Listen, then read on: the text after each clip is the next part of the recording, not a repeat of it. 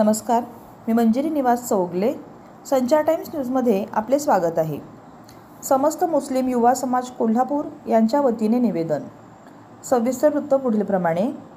दिनांक 4 सप्टेंबर 2025 रोजी जम्मू काश्मीरमधील हजरतवाल दर्गा येथे राष्ट्राच्या अभिमानाचे प्रतीक असलेल्या अशोक स्तंभाची तोडफोड व विटंबना करण्यात आली.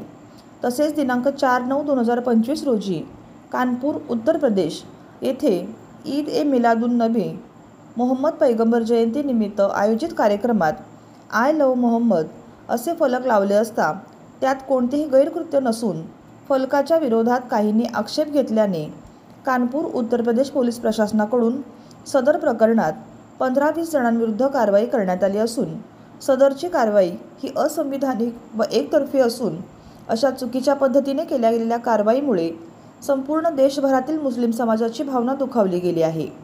ही घटना अत्यंत गंभीर, निंदनीय व समाजात अस्थिरता निर्माण करणारी असून राष्ट्रीय एकात्मतेवर थेट आघात करणारी आहे. अशा प्रकारच्या असभ्य, असंविधानिक आणि समाजविघातक कृत्यामुळे संपूर्ण देशातील जनतेच्या भावना दुखावल्या गेल्या आहेत. त्यामुळे संबंधित दोषींना तात्काळ ओळखून त्यांच्यावर कठोरात कठोर कारवाई करणे आवश्यक आहे. तसेच अशा घटनांची पुनरावृत्ती होऊ नये यासाठी प्रभावी उपाययोजना करण्याची मागणी करण्यात येत आहे. अशा आशयाचे निवेदन सलमान मौलवी, सनी मुल्ला, फजल मुजावर, मोहसिन शेख, निहाल बागवान, शोएब शेख, नौशाद मणेर, उमर मुजावर, इक्बाल जालगार आदींचे सहीचे निवेदन जिल्हाधिकारी व पोलीस अधीक्षक कोल्हापूर यांना देण्यात आले.